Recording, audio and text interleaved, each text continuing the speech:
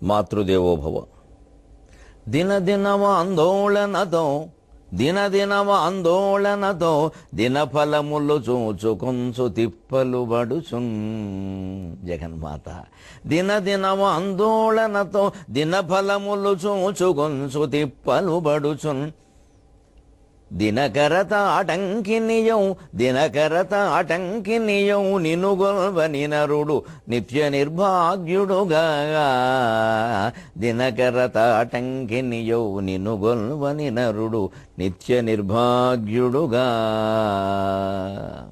ఈబిఎన్ ఆంధ్రజ్యోతి ప్రేక్షక మహాశయులందరికీ నవజీవన వేదం అనే కార్యక్రమంలో 947వ భాగానికి స్వాగతం పలుకుతాం. జీవితం ఆందోళనాభరితం అవుతోందని ఎప్పుడూ కంగారు పడకూడదు. ఆందోళన అంటే ఉయ్యాల ఊగడం. జీవితం అనేది ఉయ్యాల లాంటిది, అది అరుగు లాంటిది కాదు. ఊగడానికి సిద్ధపడిన వాడే ఉయ్యాల ఎక్కుతాడు, లేనివాడు అరుగు మీద కూర్చుంటాడు. అరుగు ఊగమన్నా ఊగదు, ఉయ్యాల ఆగమన్నా ఆగదు. ఉయ్యాల ఓసారి ఇటు వెళ్ళినట్టే జీవితంలో కూడా మెట్ట పల్లం, ఎగుడు దిగుడు, లాభం నష్టం, మానం అవమానం, జయం అపజయం అన్నీ ఉంటాయి. దాన్ని ఆస్వాదించగలగాలి. ప్రతి ఓటమి వీరుడు ధరించే ఆభరణం. ఓటమికి ఏం భయపడక్కర్లేదు, బాధపడక్కర్లేదు, ఓడిపోయామని చెప్పుకుందుకు సిగ్గుపడక్కర్లేదు. అది వీరుడు ధరించే ఆభరణం. అది మనకు గొప్ప అనుభవం. గెలిచిన వాడు పొందే ప్రయోజనం కంటే ఓడిన వాడు పొందే ప్రయోజనమే ఎక్కువ. ఆట మీద ఇంకా దృష్టి పెడతాడు, ఆట గురించి పరిశోధన చేస్తాడు. సరే, ఈ చేసిన పరిశోధన అనేక రంగాల్లో ఉపయోగిస్తుంది. ఎప్పుడు గెలవడం అలవాటు పడినవాడు దేని మీద దృష్టి పెట్టలేడు. ఏ చాపల్యాలకో వ్యామోహాలకో లొంగిపోతాడు, సంపాదించడమన్నీ పోతాయి. అంచేత వరుస విజయాలు రావడం కూడా జీవితంలో ఎప్పుడూ మంచిది కాదు. అప్పుడప్పుడు ఓటమి చవి చూడాలి, అది మనకి మంచిదే. అప్పుడు దాని గురించి బాగా ఆలోచిస్తాం. ఆ జీవిత నిర్మాణమే అలా జరిగింది. ఏదో ఉయ్యాల నిర్మాణంలో ఇలా ఊగడం అనేది ఉన్నట్టే జీవితం నిర్మాణంలో ఆందోళన అనేది ఉంది. ఈ ఆందోళనలో ఎప్పుడు మనం సుఖాలే కావాలి, లాభాలే కావాలి, శుభాలే కావాలి అనుకోవడం వల్లే ఆందోళన మరింత పెరుగుతుంది. దానికి తోడు ఇవాళ ఇంకా వాస్తు, జ్యోతిష్యం, రకరకాల నమ్మకాల పేరు మీద, అంకెలు అక్షరాల పేరు మీద పెంచేసేవాళ్ళు ఎక్కువయ్యారు. వ్యాపారాలు బాగా ఎక్కువయ్యాయి. ఇదివరకు దినపత్రికల్లో ఎప్పుడు దినఫలాలు వచ్చేవి కావు. ఓ 30 ఏళ్ల క్రితం ఈ వాతావరణం లేదు. ఇప్పుడు అసలు ఆ నమ్మకం లేని పత్రికల వాళ్ళు కూడా దినఫలాలు, తద్దిన ఫలాలు, మాసిక ఫలాలు, సంవత్సరాల ఫలాలు రాసిస్తున్నారు. మొత్తం ప్రజలకు కావాలండి, దానికోసం పేపర్ కొనేవాళ్ళు ఉన్నారు. వాడికి డబ్బులు కావాలి, వీడికేమో ఈ నమ్మకాలు కావాలి.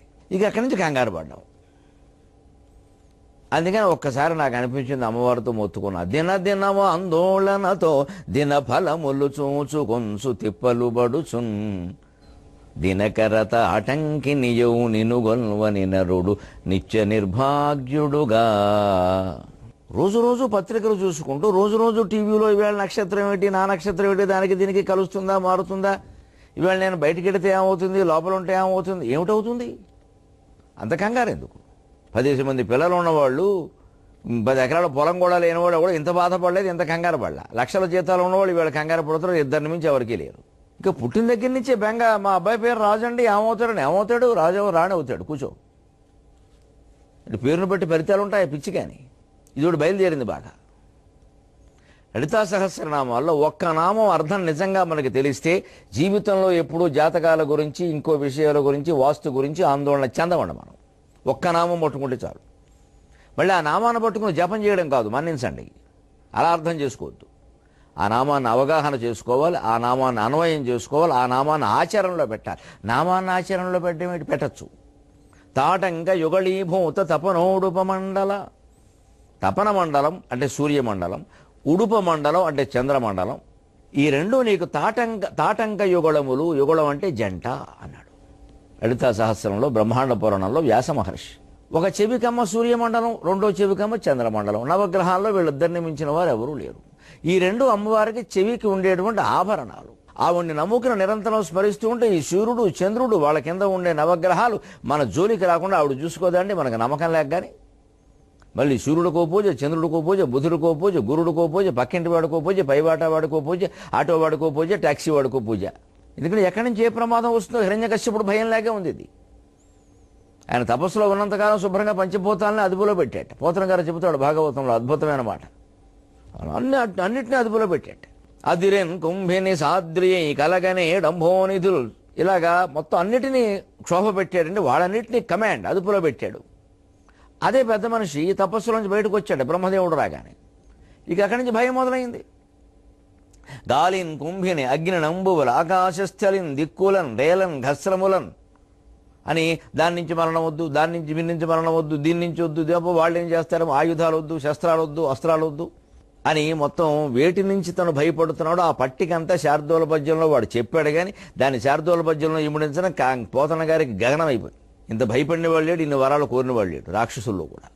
అంటే భయం మన చేత ఆ పని చేయిస్తుంది. ఇవాళ ఆ భయం పెరుగుతున్న సమాజంలో ఆశ్చర్యంగా.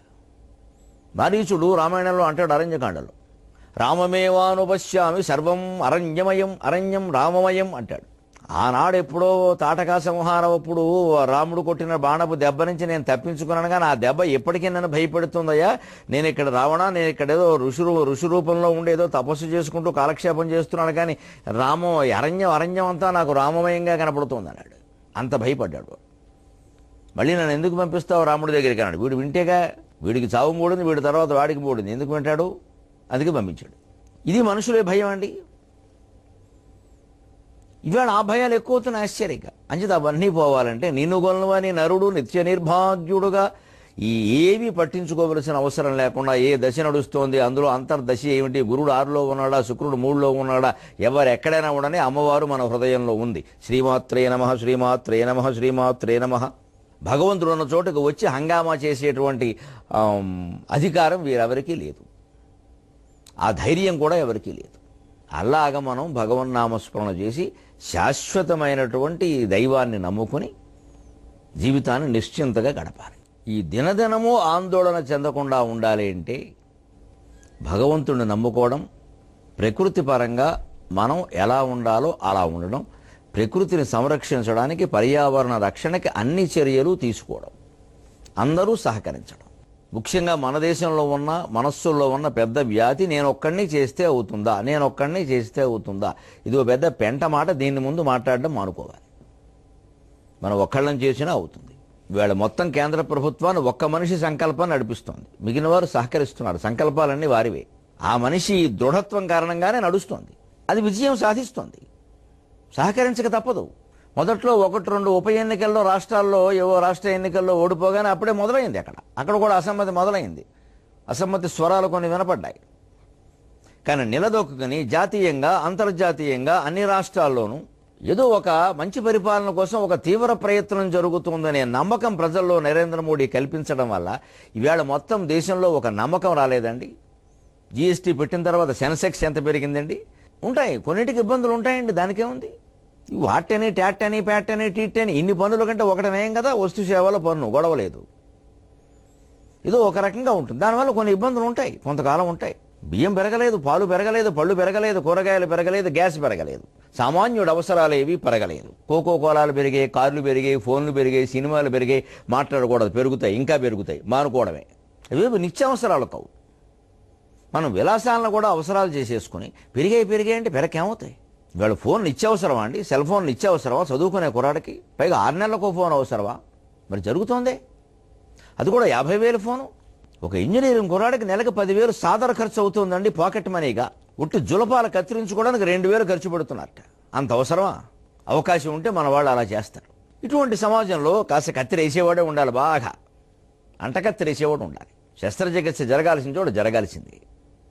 కొంతమంది బాధపడతారు, కొంతకాలం బాధపడతారు. శాశ్వతంగా అందరము సుఖపడతాం.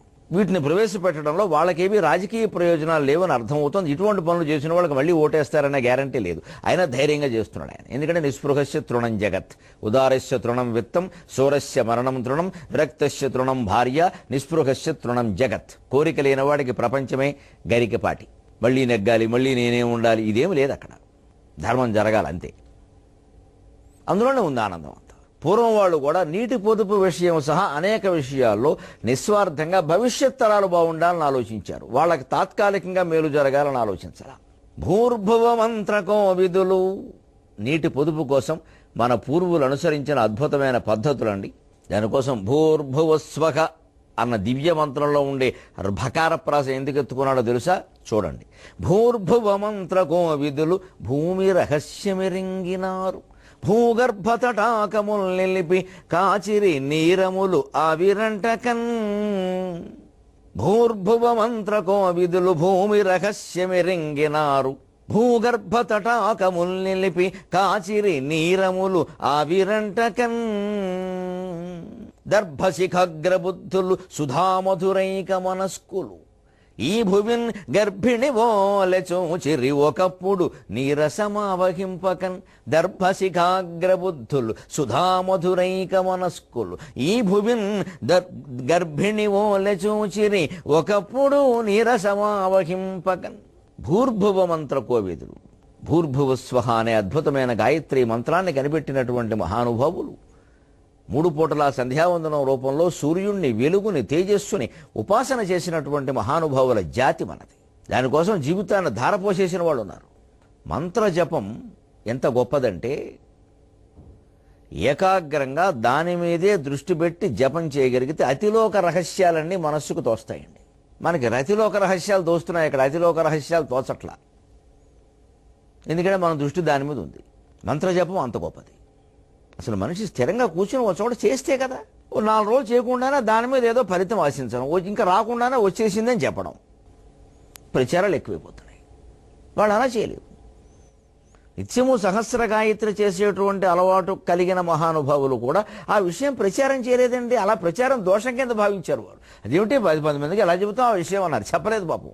ఎందుకంటే చెబితే ఏం జరుగుతుందో వాళ్ళకి తెలుసు. మిగిలిన వాళ్ళు వినకూడదనో చేయకూడదనో అది కాదండి, వాళ్ళని తప్పు అర్థం చేసుకోకూడదు.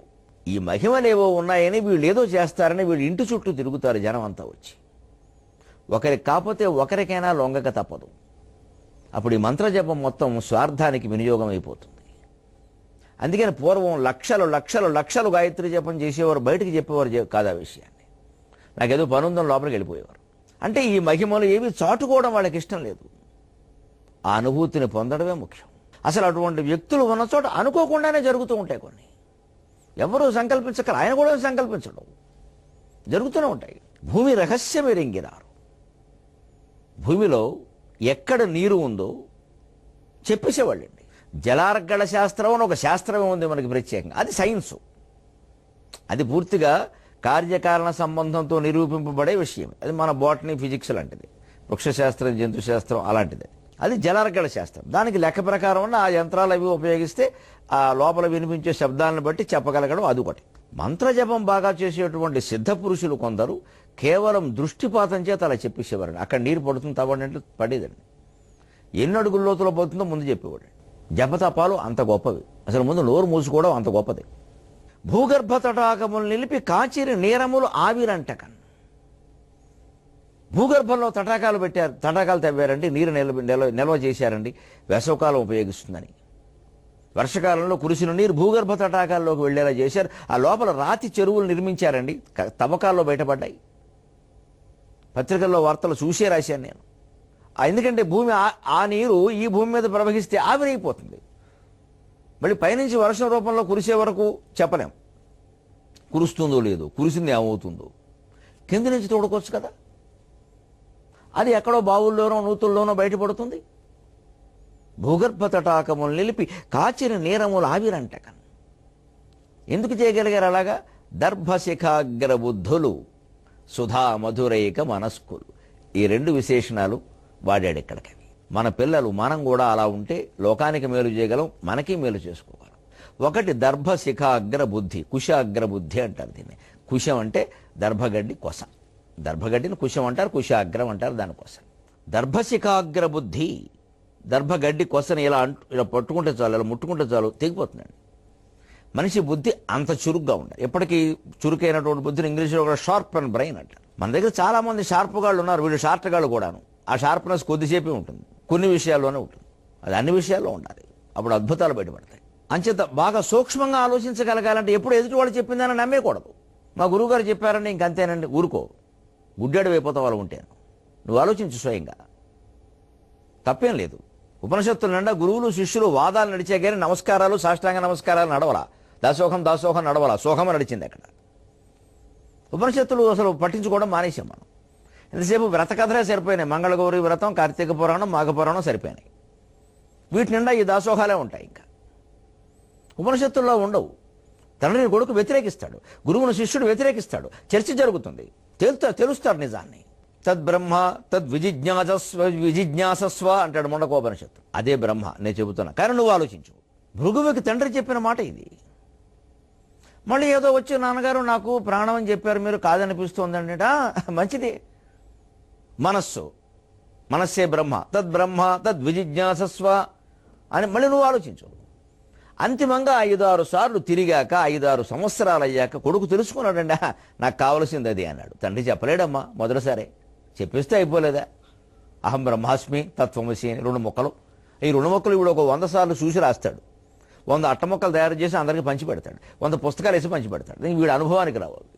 ఈ వాక్యం గొప్పది అంటే దాన్ని ఒక 100 కాగితాల మీద రాసి 100 మందికి పంచి పెడతాం మనం, లేదా 100 సార్లు జపం చేస్తాం. దాని అర్థం తెలుసుకో. అది కాదు కావాల్సింది, దాని అర్థం తెలుసుకోవాలి, అన్వయం చేసుకోవాలి, ఆచరణలో పెట్టాలి. అవగాహన, అన్వయము, ఆచరణ, 3 మెట్లు. అప్పుడే ఏదైనా అర్థం అవుతుంది మనకి. సొంతంగా ప్రశ్నించాలి. ప్రశ్నించడం ఎప్పుడూ తప్పు కాదు. ఆర్య సమాజం, భారతీయ సమాజం, ఆర్ష సమాజం ప్రశ్నను ప్రోత్సహించింది. ప్రశ్నోపనిషత్తు అనే ఉపనిషత్తే ఉంది మనకి. గురువునైనా సరే ప్రశ్నించవలసిందే. సుధామధురేక మనస్కులు, కుశాగ్ర బుద్ధి ఉన్నవాళ్ళుగా అప్పుడు ప్రశ్నించారు. వాళ్ళ మనస్సు అమృతప్రాయమైంది. కాబట్టి ప్రయోజనాలు అందరికీ అందేలా చేశారు. పేటెంట్ హక్కుల పేరు మీద బిగించి వ్యాపారాలు చేసుకోవాలా వాళ్ళు, వాళ్ళ మనవాళ్ళు, ముని మనవాళ్ళు. చివరికి ముని మనవాళ్ళు తాతగారి సాహిత్యం మీదో, తాతగారి సైన్స్ మీదో బతికేస్తారు. వీళ్ళకి అందులో విషయాలు ఏమీ తెలియదు. వీళ్ళకి లోకానికి అందకుండా చేస్తారు. సామాన్య ప్రజలకు అందరూ వీళ్ళు రేట్లు పెంచేస్తారు. ఎందుకంటే వీళ్ళకి డబ్బులు కావాలి. సాహిత్యాన్ని, సంగీతాన్ని, సంప్రదాయాన్ని ఎప్పుడూ సంతానం ఆస్తిగా భావించడానికి వీల్లేదు. అది జాతి మొత్తానికి చెందుతుంది. ఆ వ్యక్తి బతుకున్నంత కాలమే ఆయనకి దాని మీద హక్కు. ఎందుకంటే ఆయన కుటుంబం బతకాలి, పోషించుకోవాలి, అంతవరకే. అది కూడా ఇక వంశపరంపర హక్కుల్లోకి పొలాలు, భూములు వచ్చినట్టుగా సాహిత్యాలు, సంగీతాలు రాకూడదండి. అది మంచి సంప్రదాయం కాదండి. వీళ్ళు కూడా అందరిలాగా దాన్ని చదువుకుని ఆచరించుకోవాల్సిందే. ఆ వ్యక్తి బతుకుండగా అది వేరే విషయం, దాని మీద బతకాలి, ఆధారపడి ఉంటాడు. కొంతకాలం నడుస్తుంది. అలాగా ఆయనతో అది అయిపోతుంది. దాని తర్వాత వ్యాపారాలు జరుగుతాయి. ఎందుకంటే వీళ్ళకి దాని విలువ తెలియదు. అందుకే సుధామధురేక మనస్కులు. ఈ భువిని గర్భిణి ఓల చూచిరి ఒకప్పుడు నీరసమావకింపక. ఎప్పుడు ఆ గర్భిణిని ఎలా చూసుకుంటారో, భర్త కానీ, తల్లిదండ్రులు కానీ, అత్తమామలు కానీ ఎలా చూసుకుంటారో భూదేవిని అలాగే చూశారండి. ఎప్పుడు నీరసం రాకూడదు. నీరసం రావడం అంటే నీరసం నీళ్ళు అయిపోవడమే. నీరసం అంటే నీళ్ళు అయిపోవడం, రసం అంటే నీరు. అలా చూసుకున్నారండి. అందుకే నిలబడ్డాయి. ఇవాళ భూగర్భ తటాకాలు పక్కనంటే అసలు పైన ఉన్న తటాకాలు లేవు. అని తాటాకు పాకలు కొన్న చోట, మేడలు కొన్న చోట తయారయ్యాయి. ప్రతి చోట రియల్ ఎస్టేట్. ఏ స్టేట్లు మిగిలే రియల్ పోయి. ఇంకో విచిత్రం ఉంది మన దగ్గర. అజ్ఞానం ఒక్కోసారి ఎంత భయంకరంగా ఉంటుందో సముద్రం వ్యంగ్యంగా చెబుతుంది. మీకున్నంత విజ్ఞాన శాస్త్రాలు ఎక్కడా లేవయ్యా. మీకున్నంత ప్రాచీన నాగరికత ఎక్కడా లేదయ్యా. మరి మీరు ఏం చేస్తున్నారు?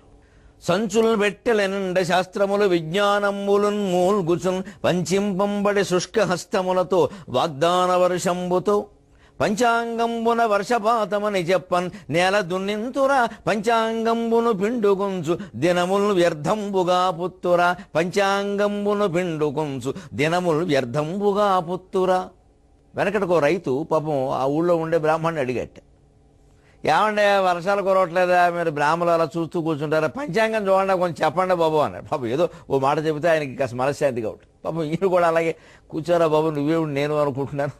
ఇలా ఇక్కడ తిరగేసి పంచాంగంలో అక్టోబర్లో పడతాయని ఉందిరా అన్నట్టండి. ఆయన మాట చూడండి ఏమన్నాడు. కొందరు వాక్యాన్ని తీసుకుంటే ప్రమాదం. పంచాంగంలో అక్టోబర్లో పడతాయని ఉందిరా అన్నట్ట. వీడు ఏమనుకున్నాడు, పంచాంగంలో పడతాయనుకున్నాడు, వర్షాలు నేల మీద కాదు. ఆయన ఏమన్నాడు పాపం, పంచాంగంలో అక్టోబర్లో పడతాయని ఉందిరా, పంచాంగంలో పడతాయి నేల మీద. మరి వాక్యం అలాగే ఉంది, పంచాంగంలో అక్టోబర్లో పడతాయి అని ఉంది. అంటే ఏంటి, పంచాంగంలో పడతాయి అనుకుని ఓ పంచాంగం వాడు కొనుక్కున్నట్ట. వర్షకాలం రాగానే దాన్ని పిండుతున్నట్టు, అందులో పడి ఉంటుంది, వర్షం దొరుకుతుంది, కింద పడుతుంది. అదే ఆక్షేపిస్తుంది ఇక్కడ సముద్రం. పంచాంగంబున వర్షపాతమని చెప్పన్ నేల దున్నింతురా పంచాంగంబును పిండుకొంచు దినములు వ్యర్థంబుగా పుత్తుర. ఆ తెలివిలాగే ఉందయ్యా మీది కూడా. ఎందుకంటే సంచులను పెట్టెలెనిండ శాస్త్రములు విజ్ఞానంబులున్ మూన్గుచున్ వంచింబంబడి శుష్కహస్తములతో వాగ్దాన వర్షంబుతో. ఎన్ని శాస్త్రాలు ఉన్నాయి, జలార్గళ శాస్త్రాలు, భూమికి సంబంధించిన శాస్త్రాలు, గజ శాస్త్రం, అశ్వశాస్త్రం, అరణ్య శాస్త్రం, ఎన్నున్నాయా? ఏం చేసుకుంటున్నాం? శాస్త్రాలన్నీ చట్టుబండలయ్యాయి. అవన్నీ సంచుల్లో మూలుగుతున్నాయి. ఎవరైనా విదేశీయులు ఏదైనా కనిపెట్టేసరికి మాత్రం మన వాళ్ళు ముందే కనిపెట్టారండి అని ఇక్కడ ఒకడో అరుగు మీద కూర్చొని మాట్లాడతాడు. ఇక్కడ ఈయన ఏమీ కనిపెట్టాడు. కానీ చదువుదాం చదువుడు బయటికి తీయడు, చెప్పడు, చదవడు. వీడు చదవచ్చు, వాడు చదవకూడదు అంటాడు, నిబంధనలు పెడతాడు, నియమాలు పెడతాడు. అది బయటికి రానివాడు. పోనీ ఈయన చదువుతాడంటే చదవడు. వంచింపంబడి శుష్కహస్తములతో వాగ్దాన వర్షముతో ఎన్నికలలాగి శుష్కహస్తాలు ఏమీ లేని చేతులు. వాగ్దాన వర్షం సంచుల్లో ఏదైనా పుస్తకాలు పెట్టినప్పుడు అవి వాన కురిస్తే తడిసిపోతాయి. అలాగే వాగ్దానం అనే వర్షంతో ఊరికే వాగ్దానాల వర్షాలతోనే తడిసిపోయినాయి. మా సంస్కృతి గొప్పది, మా శాస్త్రాలు గొప్పవి, అన్నీ మా వాళ్లే కనిపెట్టారు. అసలు పూర్వం ఒక ఆయన వాన కురుస్తుందంటే వెంటనే కురిసేది. ఇప్పుడు ఎవరన్నా కురిపించమని అలాగే ఎవరు వద్దన్నారు? లేకపోతే ఈ పుస్తకం చదివితే వాన కురుస్తుంది, ఆ పద్యం చదివితే వాన కురుస్తుంది అని మనమే చెప్పేయడం. ఇక్కడ మరి వాన లేని చోట అలా కురిపించవచ్చు కదా. అవి చదివి ఎవరు వద్దన్నారు? అవి చేయరండి. ఎక్కడో ఎవరో చూడకుండా కురిసిందని చెబుతారు. వాన లేని చోట అలా కురిపించి రుజువు చేయొచ్చు కదా. ఎవరు కాదన్నారు? ఆ పుస్తకాలు లక్షలు లక్షలు వేయిస్తాం, అందచేత చదివిస్తాం. పుస్తకాలు చదివితే వానలు ఎలా కురుస్తాయో 23.5 గంటల్లో నిరూపణ చేస్తా. ఎందువల్ల కురుస్తాయో, ఎవరి వల్ల కురుస్తాయో. సెలవు.